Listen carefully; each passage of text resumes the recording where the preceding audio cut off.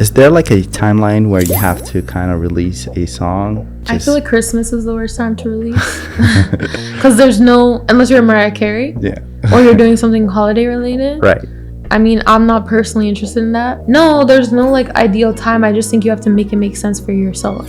I get compared to a lot of people. A lot of SZA comparisons, a lot of Thames, Georgia, Janae, Erykah Badu. I get that a lot. I would classify myself as alternative R&B. I don't know artist will ever say they're one genre artist because like that's just a creative thing. Like they don't want to be boxed. I grew up with a lot of African like gospel music. A lot of the 2010 Ghana music, if you ever dig there, like Rough and Smooth, R2B's, Becca, the acting culture, like Jocelyn Dumas, Vance Vicker, like so many people. Then we have like the everything like we have like this whole like other side of music, so I grew up with that more. But I think Afrobeats and we will overlap one day. What are your thoughts on jollof rice? Which one is better? Ghana jollof is better. Can you guys just let me finish the question? No, we are not West African, you don't get it. We had a lot of songs. Sister Deborah, the Ghana jollof. And do you like it with eggs? Ghanaians love eggs. Yeah, I know. Like, it's a known fact about Ghanaians. It's a healthy form of protein. Nigerian jollof is more greasy, like the people.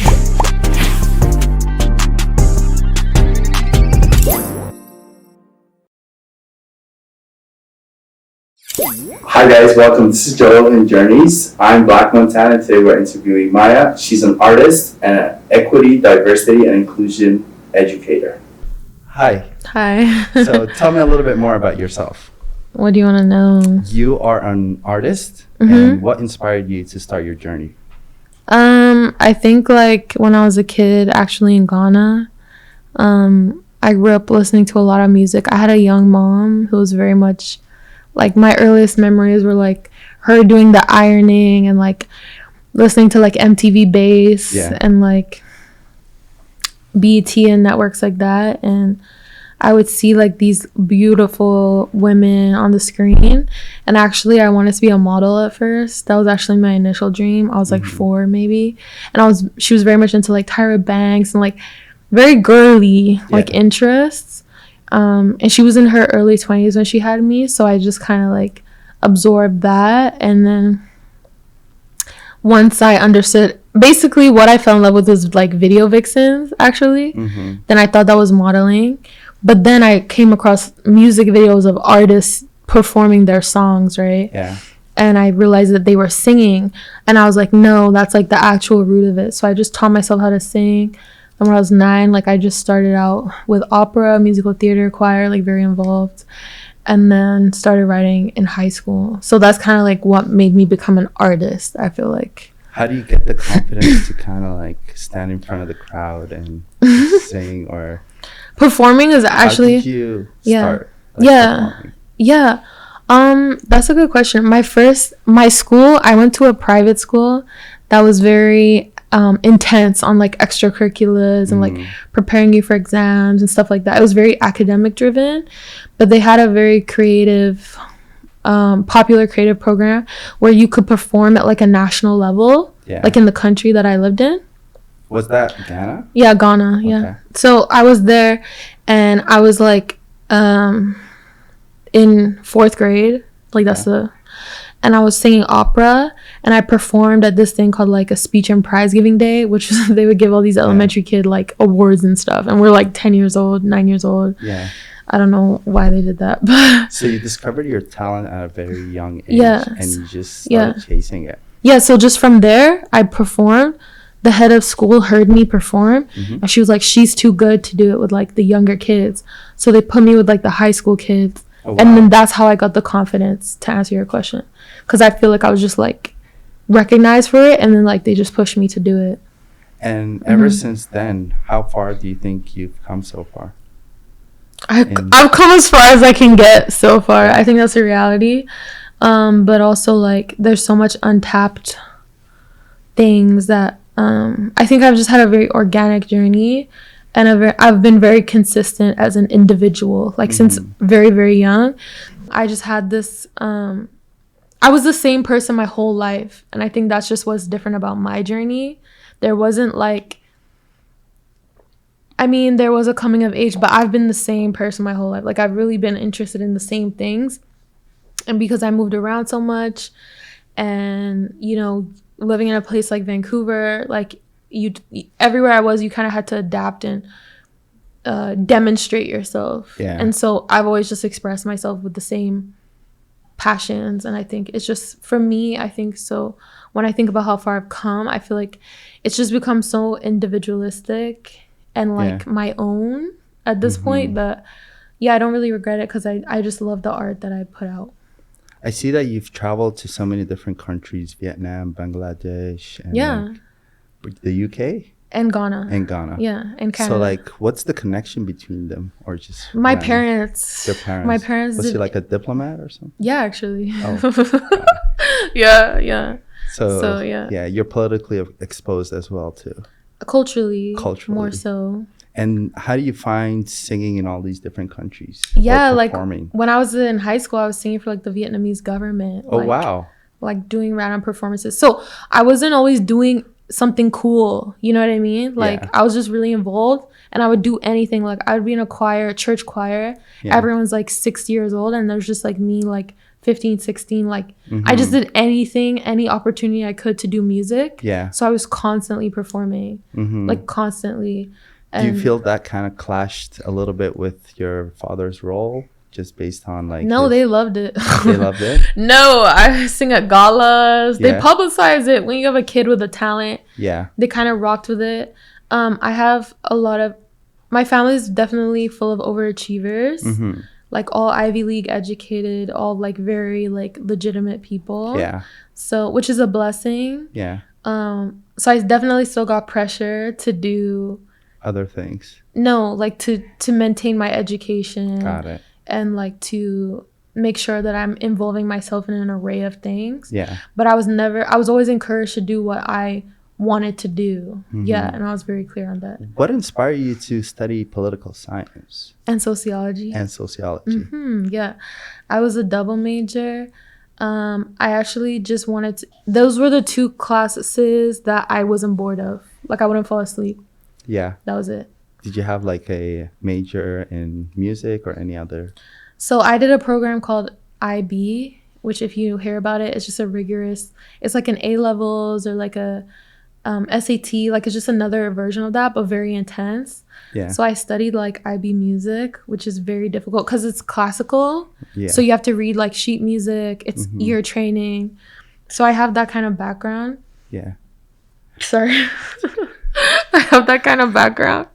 So I feel like that pushed me to be more developmental with my skill set. Yeah. But I definitely, I just think it's good to ear train and like vocally train. Like I had that foundation by doing opera and like more classical roots of the art initially. But now it's just more about production and quality and visuals. It kind of, there's a whole other skill set to do when you do it at an artist level. Yeah. Do you work on your own or do you have a team that kind of helps you out with? I have a team, but I think it's all led by me or my peers, but it's still led by me. So I feel like I'm very decisive. Like I keep getting a lot of, no one moves on anything if I don't give an opinion on it. So it's still, I still have to look at everything, but I definitely do not do it alone. Yeah. And I have a team that pushes me a lot too. Yeah. So it's honestly like a very full feedback loop, I feel like, in terms of the reciprocation and also just the respect that they have for keeping my vision alive and staying as pure as we can to the vision. Yeah. And how do you deal with the burnout when you're like, oh, I just want to end everything right now? That's real. That's a hard question. I think discipline is the obvious answer. Yeah. But I'm not someone who's easily motivated at all. Like I don't like anything 100%. Like I've never like, I see musicians that are like, I don't need to eat. Like I'm not like that. Yeah. Like I'm a person first.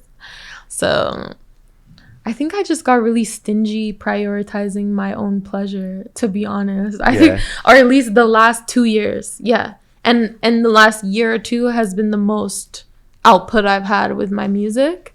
So that's how you sustain yourself, because then you don't resent anybody. Right. But you also learn to build that muscle of working really fatigued and really tired, because when you get to the business level, that's necessary. Yeah. But I think artists are just moody, impulsive people a little bit. So I know for most people, like, if you can't do it, don't power through. Like, just do it when you ideally when you flow. Right. But for me, like, I'm doing too many things to realistically not be tired. Yeah. Yeah. So when you are saying you do many other things, can you tell me a little bit more about your other things that you do other else than singing? Well, I guess my day job, I'm a diversity, equity, and inclusion specialist. That's my title. Wow, that's nice. Yeah, so I work in DEI, and I've done it for about like 6 industries. Ooh. But my background is mostly higher education, private practice, and like social services. So can you tell me a little bit more about like your daily job? What does it entail? Or oh my god, I sleep in. Yeah. That's the one blessing I have in the best thing. In my life. You work from home? I do work from home. Ah, so there's the I do work from home. That was a journey. I wasn't always working from home. I've worked in everything. Like, I've done hybrid, fully in person. Yeah. Like, I've done many things. I did my degree in 3 years. Wow. I was taking 5 classes the whole time. I was working 3 or 4 jobs, most of them research positions and server jobs and this over here, then shows, right? Like, busy season with shows, you make money from that. And then I was just scrambling around, and I think then I had my 2 areas of focus, which has always been like community and music. Those are like my 2 passion areas, I guess. And I just got better at like refining how much energy both demands from me. Yeah. So I guess my day-to-day is like, I'm home most of the day, then by the afternoon I'm out here doing stuff like this. Yeah. Or studio, show. Do you have any other hobbies?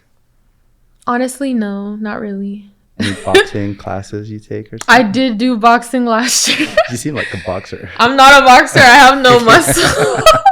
I feel like quality time. I'm more of like a hangout person. Like to chill. I'm very mellow.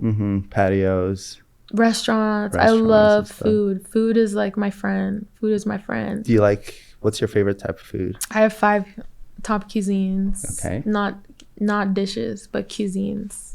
So Japanese, Italian, Mediterranean, Ghanaian, then like Western food, like burgers, British food, like stuff like that. Nice. And like when you say... And Middle Eastern. Yeah. Middle Eastern. Nice. Bro. Yeah, in the Middle East, they have a lot of good food, especially their kebabs. Like I'm talking about the basic stuff like shawarma, like, which I say Middle Eastern because usually it's not really from one distinct. It's like shared.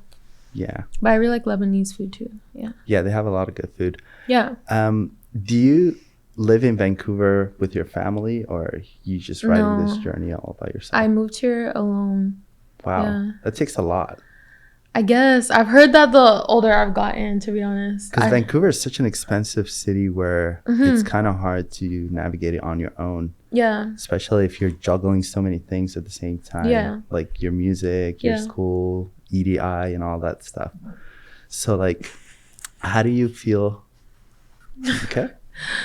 This drink is making me like burp every 20 minutes. This is gonna be in it. Oh my god.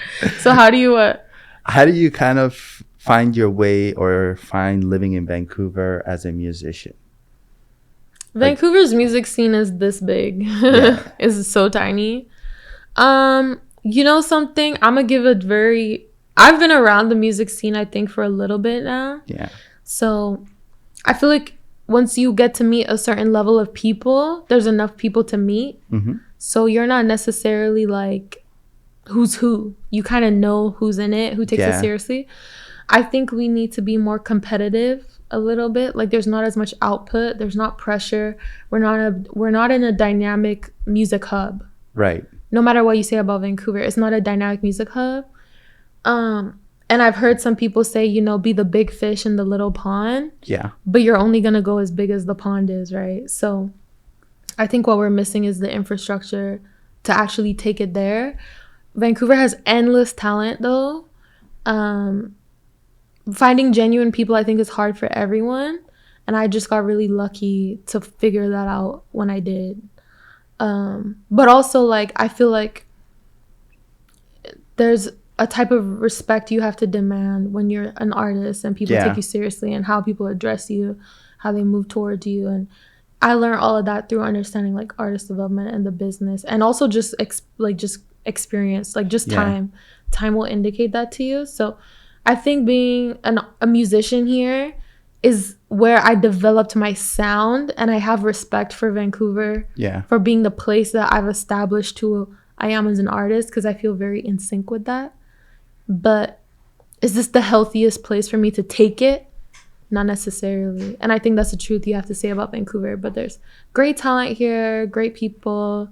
I'm here, so I because I've lived in so many random places, I can't really fully shit on Vancouver. Yeah. Because when you live in places like, I don't know, Bangladesh, like, it's random. Not big there. There's nothing there, right? So when I moved here, I'm just like, more black people than Vietnam. Like, people speak English, and there's an industry, there's access here. It's North America. So, you know, artists come tour here. Like, you know, when you're from, like, developing countries, like, they're not coming to the stadiums in your town. So, like, having that level was enough for me to try and do something about it. And now I'm where I am. You know, there's endless opportunity, but I think you never know at this point. But I think being a musician is definitely hard in Vancouver, and it takes a minute to find your community. But once you do, like, the people who see you will receive you. Yeah. And, like, that's what matters, I think. And are you doing anything to put yourself out there more in a music scene like Vancouver? Because it's kind of like very small. I've done so many shows in the city. Like, I've done endless amounts of shows here. I think most artists do shows. So, you know, my pet peeve right now is artists who just don't put out enough songs. Because at the end of the day, like, there's a consumer and a demand. So if your content isn't, if you don't keep up that demand or have your own flow, your own consistency, like, it's a great loss. Yeah. Even for your own practice. So. Is there like a timeline where you have to kind of release a song? Or I feel like Christmas is the worst time to release. Because there's no, unless you're Mariah Carey. Yeah. Or you're doing something holiday related. Right. I mean, I'm not personally interested in that. Yeah. So, no, there's no like ideal time. I just think you have to make it make sense for yourself. Yeah. But once you start, there is value in momentum, but there's also seasons for momentum. So it really looks different. Really looks different. What genre do you consider yourself part of? Because I listened to some of your music, and it kind of gave me a little bit of a Adele vibe. Oh, really? Yeah. That's different. I get compared to a lot of people. A lot of SZA comparisons, a lot of Thames. Yeah. Georgia, Janae, Erykah Badu. I get that a lot. Yeah, a lot of different mixes. Yeah. I would classify myself as alternative R&B. Okay. I don't know artists will ever say they're one genre artist, because like that's just a creative thing. Like they don't want to be boxed, right? Right. But respectively, I'm R&B. Yeah. But I'm alternative. I'm in alternative R&B because I just feel like that's my lane right now. Yeah. That's just what I'm making. Being from Ghana and having so much exposure to Afrobeats, have you ever thought of producing a song kind of? I have Afrobeat records like in the vault. Like I've made Afrobeat songs. Yeah.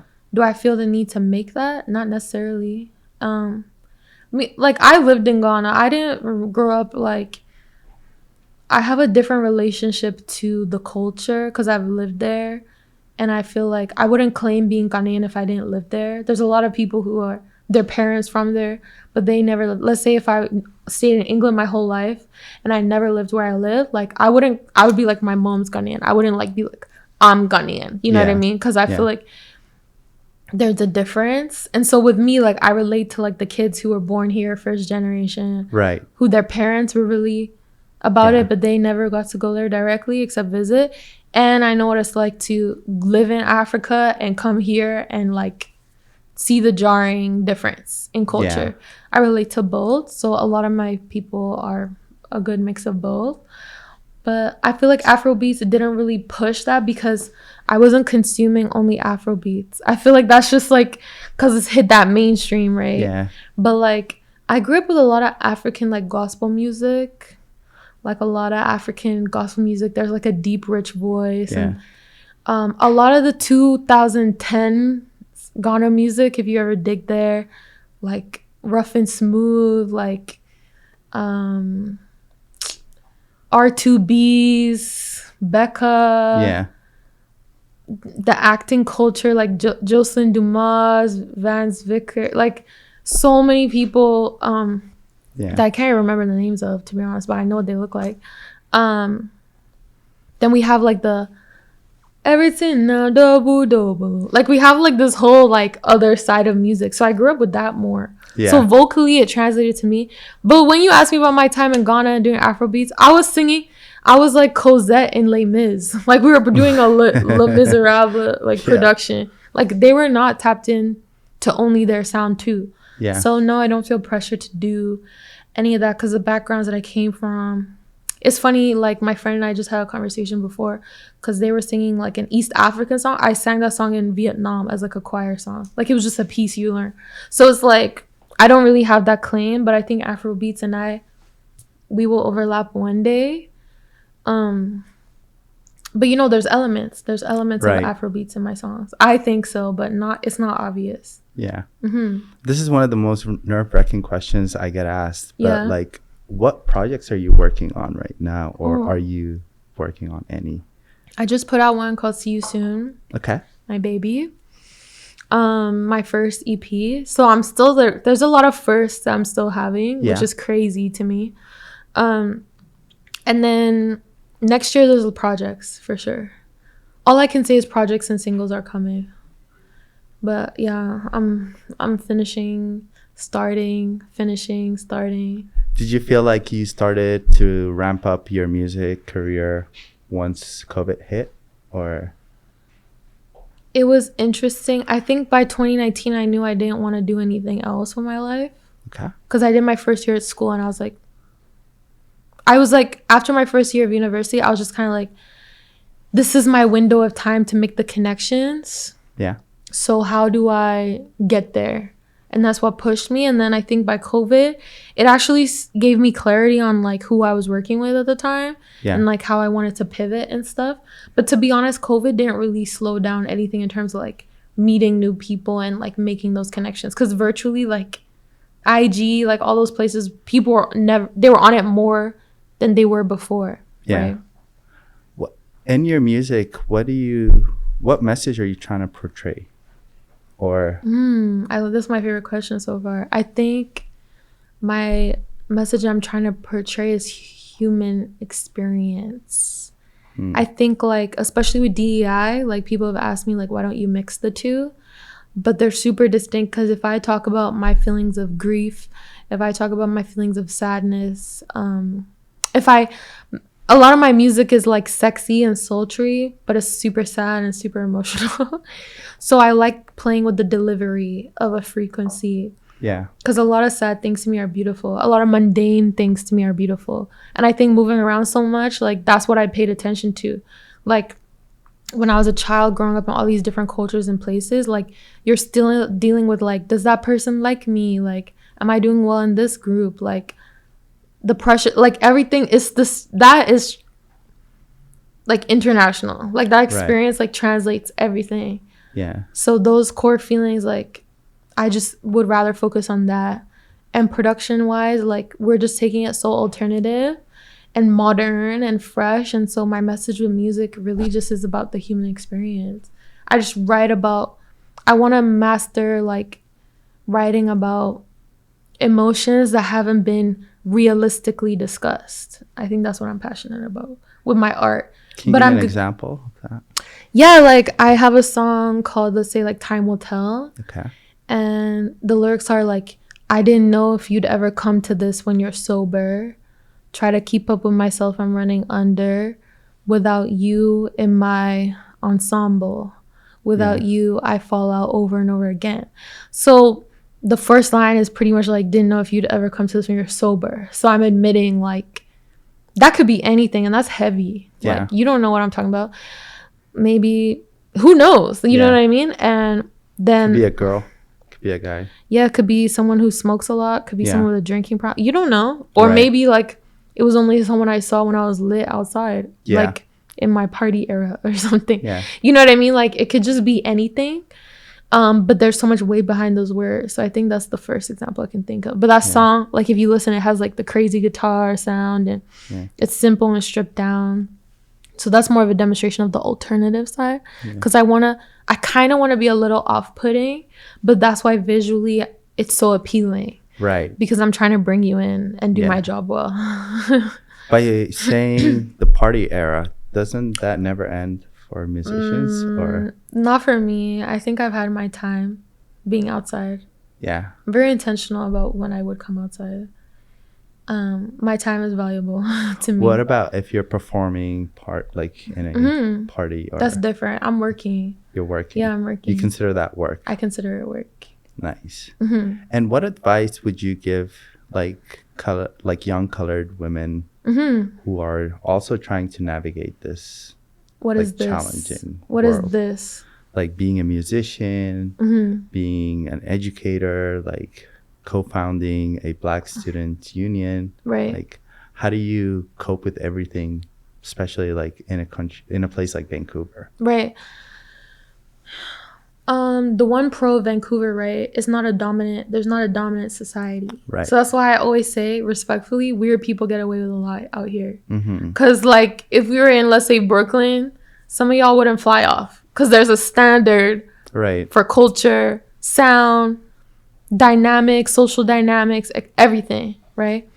So in Vancouver, I feel like there was just so much space to do whatever, because the Black presence in Vancouver was a lot less when I first moved here, and it's still less. I know people say it's better, but it's not, in my opinion. I still think there's a lack. So when I was like going through the motions of that, I think if you have a strong sense of individuality, it helps you garner community. Right. And when you gain community, you're able to distinguish yourself in relationship to other people. And so that means that you're able to have a healthy sense of self, a strong sense of self in what you're pursuing or where you're at, but also have community with that. There's that like overlap, right? It's like a Venn diagram. Like there's that middle ground that we have in common that we share in our day to day. But I want to make sure that we have separate interests or our own thing moving forward for us. And I think that that's always been my mindset. That's how I was raised. So I would say to someone who's navigating this, like, distinguish for yourself your own boundaries, your own goals. I know people like to be multitaskers, but I'm technically a multitasker, but each corner of interest that I have, you're only going to talk, it's very isolated, right? Like music, people don't know about this side of my life, and that side of my life doesn't know about this side of my life. And I think that allowed me to play around a lot with like the role, because I do think there's value in mastering one skill and pivoting from there. Right. Because you just learn also how to commit to something really well, and that's discipline, and that's enduring something, that's resilience, right? Yeah. So I would just say, like, if you have multiple things going on, which most of us do, right, especially creatives, like we have jobs that pay the bills and we have what we're trying to do, but then you have to keep up other things and people's personal life, finances, relationships. I know so many reasons why creatives have to pause and pivot and stuff like that. And I think the way I've been able to keep everything going regardless of dealing with life stuff as well is just endurance, like really working when you're fatigued, like knowing it's not pretty and powering through. But now I'm learning how to take breaks a bit more intentionally too. So it really is a give and take. But I think when you realize how fast it's moving in other places, you have to step up for yourself a little bit and like push yourself and find people who will keep you at that standard. That's really everything too. So I just think it's just strong individuality, knowing your boundaries with how far you're willing to go, because you still need to sustain who you are right now, and you still need to enjoy where you are right now. Yeah. Right? So there's so many things at play. It's really overwhelming, at least for me. So I just think I let myself flip-flop, and I let myself be up and down, but I know what it's like to show up in my good self, in my best self, and I know what it's like to get work done on a bad day. And I've just experienced so many bad days working, and so many good days working, that you have a level of discernment after a while of like, okay, this is when I'm going to take a step back because it's real this time. Right. Or, no, I know my emotions are lying to me. I need to power through and like show up and be there for somebody else, or somebody needs to be there for me. So I really think is like that. That's what I would say. And refining that as you go, right? And like with this kind of experience that you have, don't you feel like you could probably have a bigger role in the community, bringing people together or promoting other people to kind of chase their dreams? Or I think I do by leading by example. I don't feel the pressure to... Okay, let me tell you something about me. When I was a leader in like grassroots things and community things, what happens is your name becomes the staple for many things. That goes against my values. I like, especially with DEI stuff, I am not supposed to take credit there. Right. Music is all about the artist. Yeah. So I know where to put my name down. Not to be like too preachy, but it's kind of like in the Bible where it's like when you give offering or you give good deeds, like you shouldn't be the loudest person about it. Yes. I think that's the difference with me. Yeah. I'm loud about other things. Like if you pay attention to my social media, I'm probably sharing about what I'm doing. It's very, there's a very real focus on what I'm sharing. Everyone else who knows how to recognize me, everybody who's doing work in those spaces know who I am.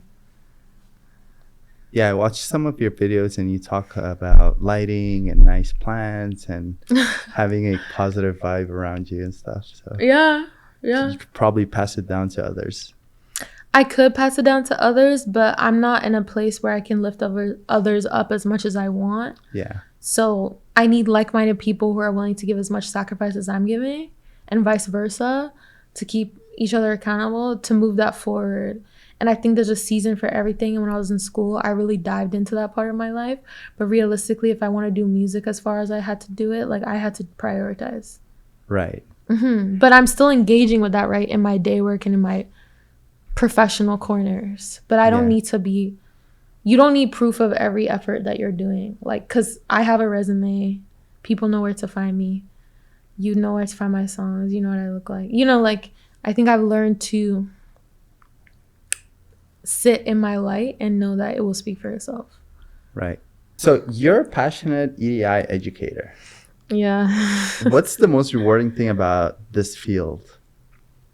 And tell me a little bit more about it, because I don't know what EDI is. Yeah, so equity, diversity, and inclusion is basically what I like to call like a capitalist, corporatized form of advocacy that takes place in professional business settings. So that's why it's capitalist, because it's rooted in the infrastructure of an organization. Okay. But its goal is to improve and increase efforts towards inclusivity through bettering varying experiences, regardless of where you land on the spectrum of identities. How do you like enforce that or implement that in a working environment? So EDI or DEI has a route of either a popular route is through consultancy. Okay. So people hire educators to come in and help an organization improve its systems. Right. Its ecosystem, right? Yeah. Of how it hires, retains, treats, development, policy, like education and an awareness level of their staff or their community. Being in Vancouver, I see a lot of businesses that are kind of like a nepotism type of environment where I'm from this particular ethnic group, so I'll hire everyone from my own. Yeah. How do you break that cycle? Well, first of all, they're not the same two things, right? Nepotism is rooted in power and is normally done by a dominant group of people. Right. So what that means, and we see that nepotism historically when it takes place with what we call non-equity deserving groups. Right. So equity deserving groups is anyone from racially, sexual orientation, religion, belief, gender, class, education level, mental health, ability and disability, so on. So it's nepotism is usually for those who structurally had favors and systems working for them. Right. What you're describing on the other side is a unique form that can take place as discrimination if it's exercised many times to people outside of that group. Right. When they take when they're taking efforts or expertise from different groups. Or it's just a community setup, right? Right. So the other side of what you're describing is if an X community, let's say an immigrant community, comes in and only hires its respective race or ethno-religious group, ethnicity, except religious group, etc. That's normally seen as camaraderie or a reliable route to help build infrastructure or anchors in, let's say, a place like Canada. Yeah. For those communities, because the barriers are higher for those groups of people. So that's usually seen as a positive thing, but it becomes discriminatory when power is involved and when it's one group of people oppressing or subjecting another group of people outside of an opportunity because of the basis of factors that they can't control, i.e. their race, sex, gender, etc. So how do you enforce that, like in a company? Like, how do you get a company to hire more diverse people? Yeah. So a lot of like DEI is about hiring and representation. I'm sure you've heard of representation. That's a very buzzword conversation or topic. Right. But usually that's attempted by education. Number one, that's attempted by infiltrating practice, business practice. So what is the policy and what's the root of history of context? Right. So context, organizational context, understanding an organizational structure, determining the timeline, maintenance, and requirements of how decision making is made are huge determinants in reversing that or improving that in a company that's trying to hire outside of X group of people. Yeah. Yeah. Does DEI include everybody in the population? Like Aboriginals included too? Indigenous communities. Okay. Yeah. And that's his whole own subsect, because understanding Indigenous relations, number one, you have to be Indigenous, ideally. Right. And number two, it's just really relevant to where we are and the land we're located on. It's really nice having you here. And we're going to wrap up the show with asking you our favorite question. Okay. What are your thoughts on jollof rice? Which one is better? Ghana jollof. Ghana jollof is better. Can you guys just let me finish the question? No. You're not West African. You don't get it. Okay. Yeah. We'll decide. We'll keep deciding. Ghana jollof is better, but I'm going to tell you straight up, I'd rather eat wache. So don't even ask me. Because jollof you can get anywhere now. It's like trendy. You know what I mean? It's ruined. It's overdone. It's saturated. Y'all saturated it. Because like we had a lot of songs. I think Sister Deborah, the Ghana jollof, you know, it's all like overdone. Yeah. But I think the rest of the world picked up on it too late. And now, you know, that's what. And do you like it with eggs? Ghanaians love eggs. Yeah, I know. Like, it's a known fact. It's a healthy form of protein. It's a healthy form of protein. You have it with eggs too, right? Honestly, you know what's so sad? I'm going to expose my mom. She made it with peas. Wow. She used to make jollof with peas. It wasn't it. People do it. They add carrots and peas. That was not great. People talk about the color of jollof. Ghanaian jollof comes in different colors. That's what they won't tell you, depending on the oil they cook it with. Yeah. But yeah, shout out to Taste of Africa. The jollof slaps. But like Nigerian jollof is more greasy.